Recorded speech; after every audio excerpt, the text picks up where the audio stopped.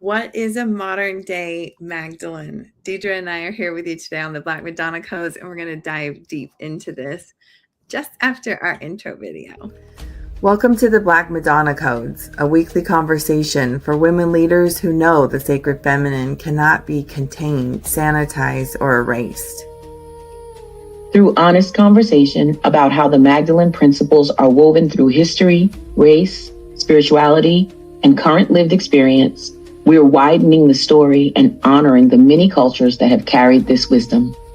We're inviting you to open your heart with us as we explore the Magdalene path with curiosity, humility, and reverence for the lineages we carry.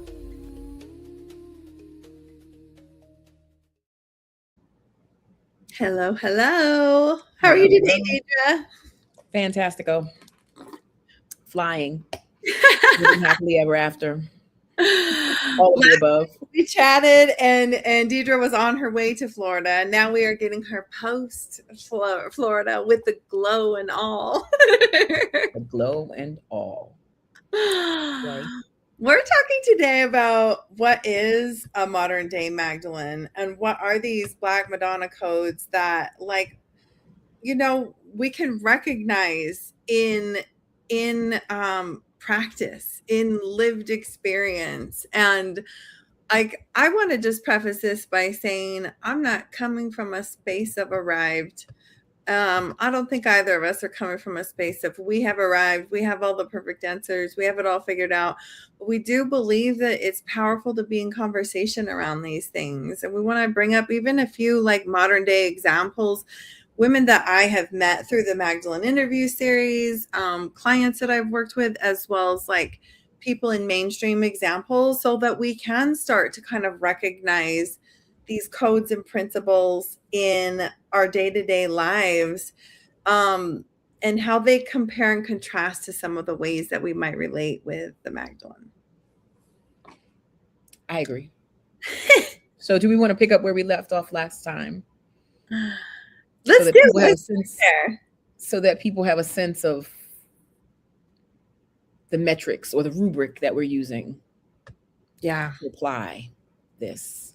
So last time we talked about how, women do a lot, right? We serve, we work, we take care, often at our own expense, like at the expense of our own health or the expense of our own well-being. We take care of everyone else, parents and children and other people's children and churches and, our church family and our neighbors and our community. And how like all of that is noble and worthy of applause. And that all gets to be counterbalanced with pleasure and joy and rest and reclamation. Did I miss anything? I feel like I'm missing something in there.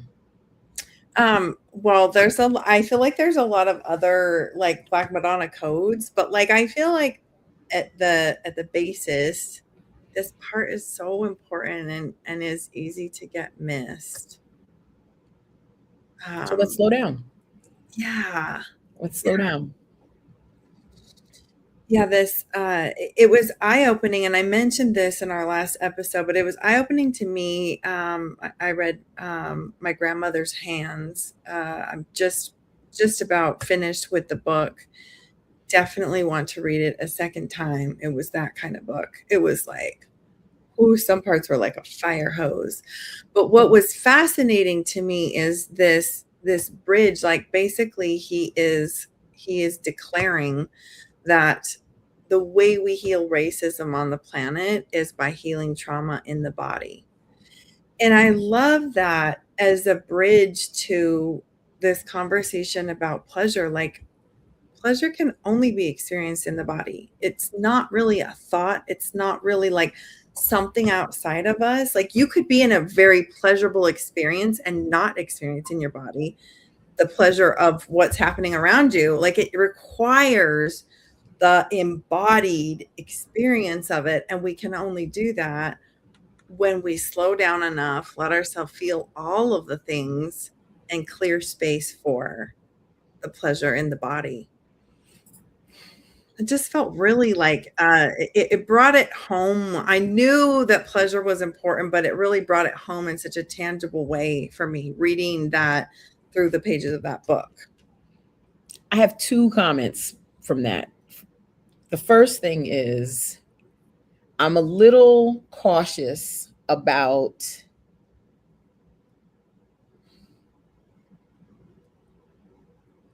the worldview that says we can heal or correct systemic structural inequality in individual people. Like, if I heal myself, that doesn't necessarily change the system. For sure. Etc. So there's that. Although I do get the concept in a very 30,000 feet view, that the people who are doing that work, or who are open to doing that work, or willing to do that work, excuse me, that those will be the people with the capacity to make those structural, excuse me, goodness, make those structural changes. Yeah. But it's not automatic. Agreed. So there's that. That was one thing. And the second thing is, well, wait, actually, can I say something to that? Yeah. Mm-hmm. So just to give credit and full picture from the book, he also works with police. He works with police and works with training them in their bodies to, so in that way, he's addressing one of the many systemic pieces, because right. Yeah. So, but yes, you're right. Like, if people who are making the rules were also doing this work, I can see where this is you're leaning into my wheelhouse now, where it's like, having grown up in the political fishbowl, I've seen the underbelly of the beast. I see how many leaders, the great propensity of leaders who are leading from the fractured parts of themselves. And if we could get more leaders to lean into wholeness, we would be living in a much different world. A much different world. So there's that. So I totally get that. But when people say it the way you just said it, sort of fast, like, if people just heal themselves, then we could just get rid of racism. No. No, it doesn't. That's not automatic that way. There's still systems and structures that have to be dismantled. And that's a whole other thing. So there's that. That was number one. Thank you for saying it. Yes. You're welcome. And number two is, men don't have a clitoris. This is, I don't know if this is NSFW, not suitable for work, or I don't know if people are listening with their kids in the background. This is about to be an adult conversation. The clitoris is the only human organ that is specifically built for pleasure. It doesn't have any other purpose. And we got that. We got that. We got that. That's ours. So that's, to me, significant in the context of this larger conversation, that we are literally built for pleasure. Yeah. So that's a thing.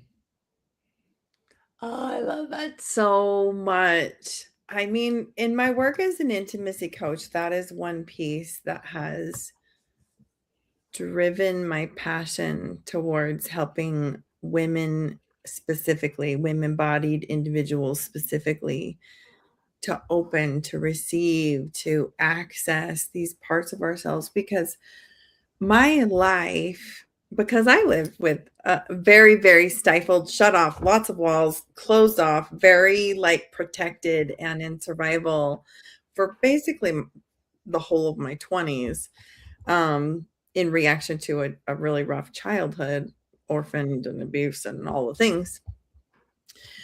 And my life now, in connection to pleasure, compared to when I was not, when it was a constant war inside of myself, is so different. Like, my inner peace is so different. And I think there is this element of like an empty cup can't pour much. Right. You can't pour from an empty cup. No, a few drops, and you can try, man. I tried. There's a lot of people out there trying that. Mm-hmm. Mm-hmm. But And so, I mean, and that opens the whole conversation about getting connected to source, whatever you perceive that to be. And that's how you keep your cup full. Yeah. Which for me is a whole body experience. Because I mean, even I don't ever frame it as getting connected to source, simply because my previous version of getting connected to source meant leaving the body and bypassing the body, bypassing the lived experience. It was like, oh my gosh, in so many ways, right? Like yoga was all about getting to the higher chakras. It because of my filters. I won't say all yoga is that way, but it's like, you want to focus on the highest chakras, and then in coaching world, you want to focus on the highest vibe, and you want to, all of that stuff to me meant get out of this body and live up in these ethers and have all these spiritual experiences that aren't grounded in anything real. And a lot of times it was a survival mechanism. Like I couldn't find peace unless I was connecting with stuff that wasn't around me. The stuff that was around me was not bringing peace. And like it never brought true lasting peace until it became a body experience. Yeah, I get that. Go ahead. That was the case for me. I want to preface that's me centering my lived experience. Yeah, I get that. I get that. It's like an escape hatch almost. It's a method of escaping your current reality or whatever's triggering you about your current circumstance. And it's funny. I'm really growing into this place where nothing's wrong or bad. Like that was what was available to you at that space in that time, and it worked. And then you evolve from there. Do you know what I mean? Whereas I think some people would say, well, would make that wrong or make that not the best thing or not the best way to resolve or whatever. But it's like I truly believe everyone is doing the best they can with what they have for where they are. Yeah. Right. And with what they've been given, including the man I don't, I'm working. God is working with me. And so, you know who I'm talking about. I know who you're talking about. Right. So I do believe that I believe in that there's good in everybody, but I think the more people are fractured and disconnected, the more disconnected they are from that. And then that opens the space for them to treat people as less than human, et cetera, et cetera. So that's a whole nother conversation. I come from the school of God is within. And the thing that reminds me of that is I stand at the door and knock. If any man hear my voice, I will enter and sup with him. That's Jesus speaking. Yeah. And so where is he talking about? Like, where is the kingdom of heaven? It is not in the sky. It is not in the sky. The kingdom of heaven is within. And so you have to turn within. And then I feel like I'm going really fast. Let me slow down. I also really, really like the references to turning, right? When Mary goes to the tomb, she sees Jesus, but she doesn't recognize him. She thinks he's the groundskeeper. And then it says, and she turned. Like, what is turned where? Turned what? Turned. For me, I read that as she turned, as in turned within, and that is how she was then able to see him for who he was. And another reference to turning in the Bible, and I'm sorry, it's Bible day for me, guys. Okay. So, I like it. The other reference to that is the prodigal son when he's eating in the trough with the pigs. And it says he turned. Turned where? And that's when he remembered, why am I here with these pigs? I have a father at home. And he went home. And his father received him. Yeah. His father didn't say, you already got yours. Too bad, sucks to be you. Yeah. Right? So so that was my reference for how to find spirit, that it's not out there. And there's nothing out there that's going to really, as you said, that it can't really satisfy you. You have to bring heaven and earth together. Like, that's part of what I think we are capable of. It's something that we're capable of doing if we'll take it on as in this human experience, as above, so below, etc., etc., etc. So, and then making that leap from that space to then how we show up in our leadership, in our world. And this is where some of these Black Madonna codes really have the capacity to shine and to make a difference, where it becomes a truly embodied experience. And I think that really matters, things like living from that internal authority, holding power quietly, honoring lineage and lived experience instead of bypassing them, standing alone, standing for what you know, really extending yourself into humanity instead of running away from humanity. And recognizing all the different ways of knowing. Right? So in our society, we put a lot of emphasis and value on logic. If it's logical, then it must be true. And that doesn't always work that way. But there's also the intuitive knowing. There's the gnosis, the Gnosis, the gnosis. There's pattern recognition knowing, right? Yeah. So there's another one. There's spiritual, like it drops into your spirit. Yeah. Right? You know things and you don't have any explanation for how you know that you know. And very often, at least in my case, in my experience, I have had to work hard to learn to trust that those other alternative ways of knowing, to trust that I do know. So that's a thing. Yeah, so real. And shows up like when we're in aligned stewardship in whatever we're doing in our lives. Like, I think I experience that a lot as a mother, with my kids. And it's one of those things, right? That like, oh my goodness. And my husband will be like, I don't know. And I'm like, I do know. Right. Right.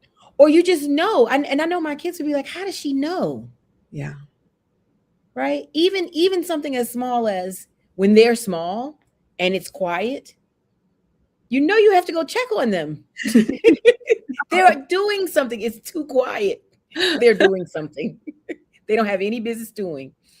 And so, yeah, there's lots of ways of knowing. And I would say that trusting your knowing would be one of the Magdalene principles. Absolutely. Yeah. Right. Because without that, I don't know how you stand. How do you stand on your center? How do you stand in your truth? How do you stand when nobody else is standing with you? And you just have to stand in your knowing and just know. And maybe wait for everybody else to catch up. Like, they'll see it eventually. Yep. And that can be so uncomfortable. And all of the things. And in my experience, it never comes without all kinds of self-doubt and all the programming and all the whatever. It doesn't matter though. Like, what matters is you have to do what you feel convicted in. Yes. And I think we do learn, right? Like, I definitely learned to do that from lots of trial and error of not doing it. and then watching the shit just hit the fan. Right. Or in the experience of, oh, I knew, but I didn't trust it. Yep. Like, how many times do you know, don't you have to admit to yourself that you did know after the fact? Yep. And so that's a real thing also. Yeah. Well, I'd love for us to, bring into this conversation a few modern day examples, so that, and thanks guys, if you're watching with us, we're grateful to you. We'd love to hear your comments, your thoughts. I'd love to hear their examples if they have any examples. Exactly. Like, who do you see as a modern day Magdalene, someone who's carrying these codes, these principles of divine feminine, of in a real lived way, these pieces that, and maybe I feel like it would be wise for us to even trace just a little bit, like, why are these Black Madonna codes? Well, it's because, like, so women today know what it feels like to have been erased, to experience deep oppression, to have been whitewashed, to have been sanitized, to have been meaning, like, had all this power, did really amazing things. None of it's recorded in history. This is what Black Madonna represents, this, like, oh, we'll just call her Mary and we'll just, surround her in a cathedral, and we'll just pretend like she doesn't represent all the, earthquakes and prayers and healings and destruction and whatever that this ancient goddess represented before we covered her in a cathedral. Right. In the Great Assimilation, right? So when the Catholic Church did the Great Assimilation of all the pagan deities so that they could bring those people into the fold, and then somehow they got flattened into one thing. Yeah. And the Magdalene, the Black Madonna Codes, the Magdalene principles, those are the things that we're talking about, that we're referencing. Yeah. And I love this relationship. Like, Mary Magdalene embodied the Black Madonna codes, and she went to this land in the south of France to be with the sacred land, even if she didn't know, like, what had happened there. Maybe she did know, maybe she didn't know. We really don't know. But the sites that she went to can also be correlated with ancient vulva cave carvings that are like 35,000 years old, or can be correlated to ancient Isis temples, or the literal cave that she lived in was shaped like a vulva. Like, there's just too many of these overlapping things to keep saying it's coincidence. So right. Go ahead. It reminds me of energy can neither be created nor destroyed. It only gets transformed. Yeah. Right. That's physics. Yeah. So, and that's exactly what you're talking about. Mm-hmm. Nothing was lost. Like, you said that on our, we hold Black Madonna gatherings. We'd love to invite you to our next one. It's May 31st. Just DM Deidre or I. We'd love to have you come and join us. It's a free gathering where we all just get to sit around and talk like this, talk about where we see these codes in ancient historic figures or in modern day figures. And you said that on our last gathering, someone had brought up, like, oh, so much has been lost, and like, we don't have, and it's true. And I think that we shouldn't bypass that, like, because a lot of what was lost in the literal sense was done through great violence and awful things that needs to be recognized. Right. The form of it was lost. Yeah. Right. But the principle, the essence of it is not lost. Not lost. It lives in us. I think the more and more we listen to that inner voice, the more and more we find that alignment with those codes that have never left our bodies.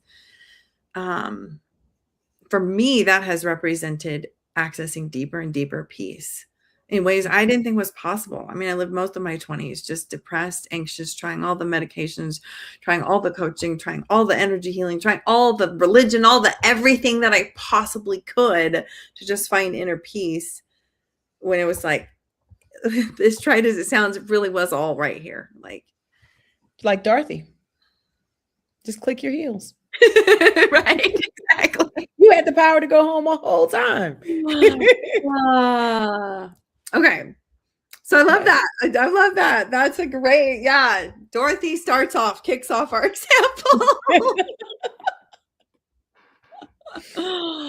Right. She kind of in that movie, she finds her power. Mm-hmm. Mm-hmm. So there's she's a leader. She is. You're right. So much symbolism in that one. I love that. She was not one we discussed beforehand. I love this. Right. She definitely was. She's a leader, and she led men or male characters. The Scarecrow was male, the Tin Man was male, the Lion was male. But Dorothy was the leader. Dorothy was the one who said, maybe you can get a brain. Maybe you can get a heart. Holy shit, I have never seen this at this level of symbolism. Like, that is so beautiful. Whoa. I like have tears about it. Like, how many women today are doing that as we lead our men? Maybe you could get a brain. Oh my God. Excuse me. I'm not a man hater, I promise. We're reading a men's book right now. I'm not a man hater, but also, let's be real. But yeah, like maybe I'm sure there are women who have felt that way at some point. Yes. For sure. Right. because also some men, not all men, we are not men haters over here. I absolutely love men. Let's not even play about that. But some men weaponize incompetence because they don't want to do the things. So they feign ignorance, or they feign that they can't do it. Mm-hmm. Mm-hmm. Yeah, and it's a powerful tool. I've used that tool as well as a woman. Absolutely. Yeah. Yep.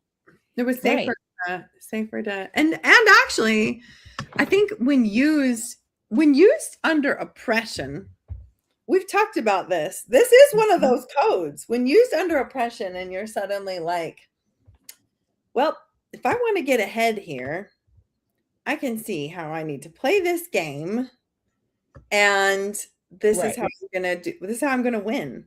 So this is we talked about this a little bit, and I know we have a hard stop in 10 minutes, but we've got so much to say, you guys. We do have a lot to say about you guys should come to the conversation on the 31st. Yes, and then you can add the conversation. Yes. That there's a different power dynamic. It's a different power dynamic when a woman does it than when a man does it. It is.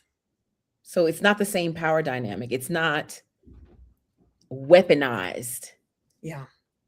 Right. There is a difference. Yep. Now, if a female boss is doing it to her male subordinate because she wants the male subordinate to do her job, then that's the same. Yeah. But weaponized. Yeah. It depends on who's in the position of privilege. Exactly. And power. So that makes a difference. But yeah, for sure. Yep. That's a fun one. We probably should do a whole episode on that one. Yeah. Okay. So who else? We talked about some modern day examples. I love the example of Malala Yousafzai. I'm not 100% sure that I'm saying that correctly. And I feel like goodness, her name has become. Tell who she is first. Yeah, her name has become well known. Yeah. So she was the one. And actually, I drew a lot of strength and inspiration from her, just reading about her, and like, oh my goodness. And I was in my young 20s at that time. She was a teenager living under Taliban rule and was not allowed to go and get an education because she was a girl. And she was not quiet about it. And her family had some different connections that allowed her to be able to continue to pursue education and put her voice out there. She wrote for the BBC. She risked her life every day doing that. I can't imagine as a teenage girl. No, And even and eventually graduated in England from Oxford. And I actually don't know what she's doing right now. I want to go research her again and see like what is she doing right now? She's an adult now. yes, it happens. And the other little girl who was the environmentalist who was having the rally and nobody came, and then she became famous. I can't think of her name. Let me look her up really quickly. But I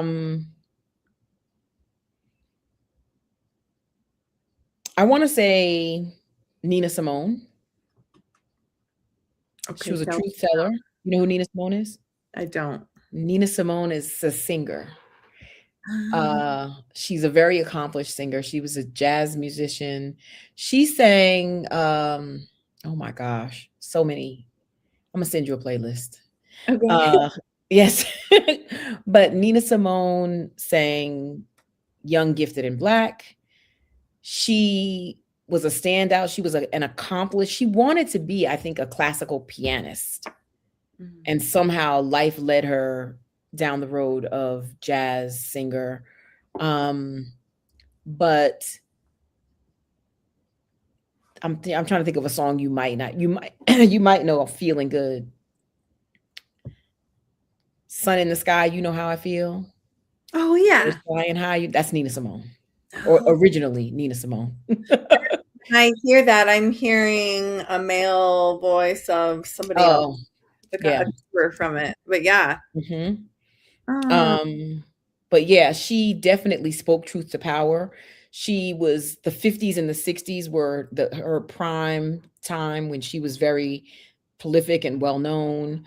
I think she left and lived kind of like James Baldwin left and lived in France for a little while and came back, right, trying to escape the racism and stuff that she endured here.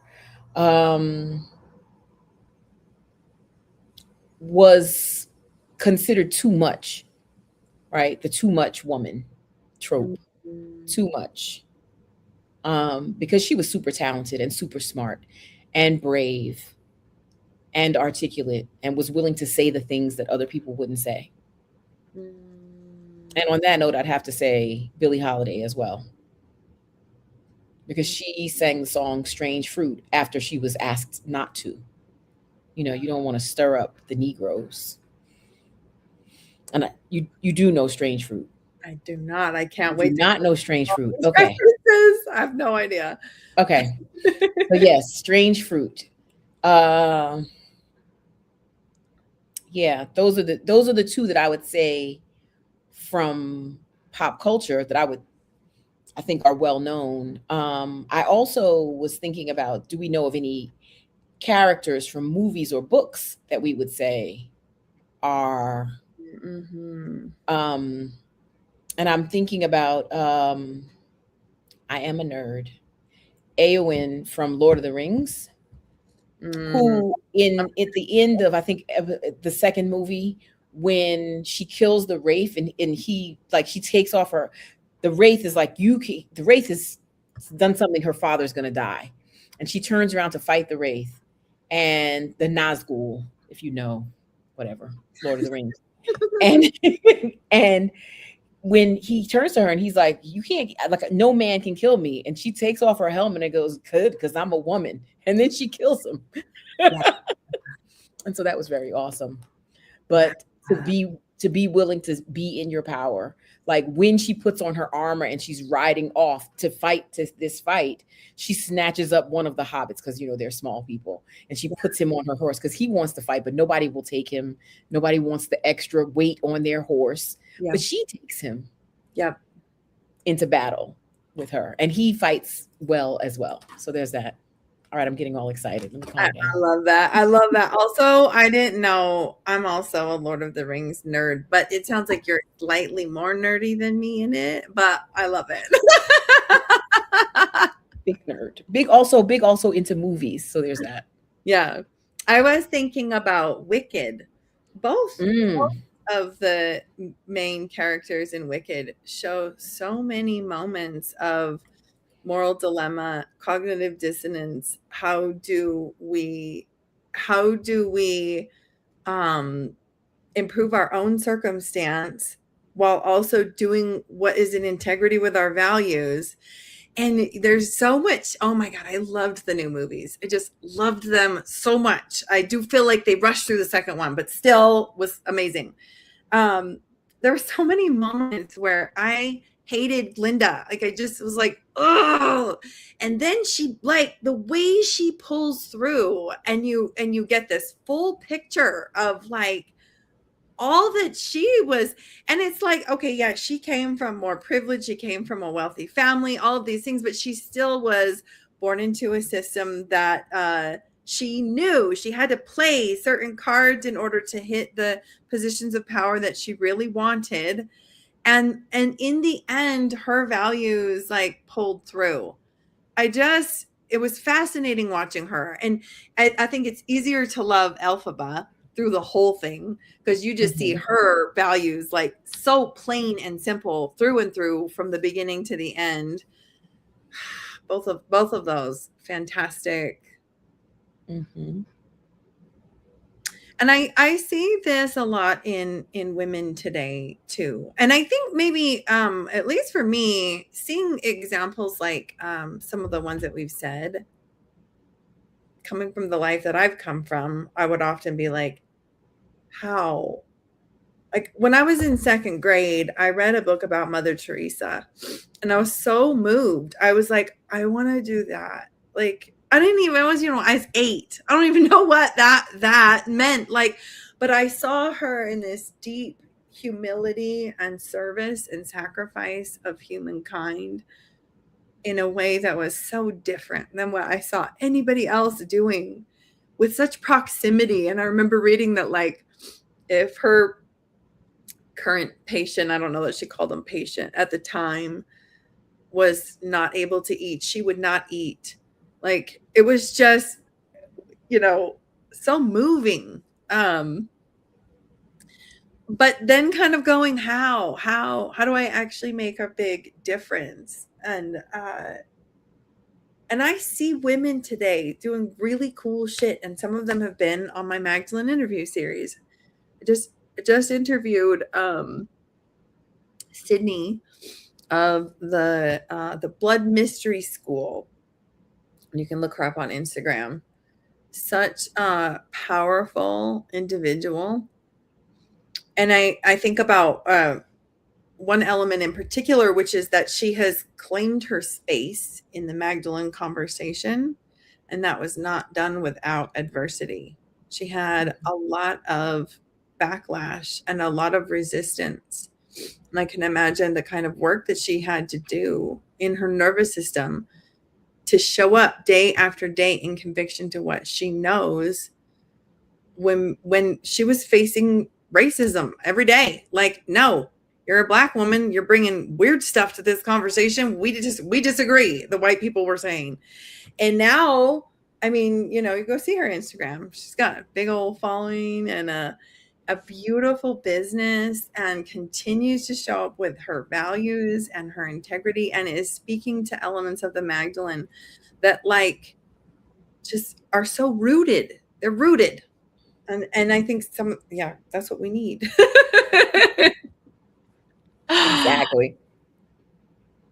Exactly. I think that's perfect place for us to put a pin in it until next time. Yep. Love it. Love it so much. I appreciate you, Deidre. We created these conversations because I'm running the Magdalene interview series, and then we're having reflective conversations as we're forming the retreat to the south of France. And as I'm kind of going through this element that Magdalene has called me into, this next layer. And we were like, why are we having these conversations in private? We should be having these conversations in public. And we're grateful to each of you who have tuned in, who have let us know behind the scenes that you're watching and that you're listening, and that it matters. I think we're living in that principle right now, leaning into something that we both know really matters. Even if Nobody's saying a word in these comments many times. It's a little bit controversial, I think. It's a little bit like, Yep. Yeah, I appreciate you, Deidre. Thank you. I appreciate you, Miss Melissa. Thank you. And we'll see you again next week for our next episode of Black Madonna Codes. Bye for now. Bye.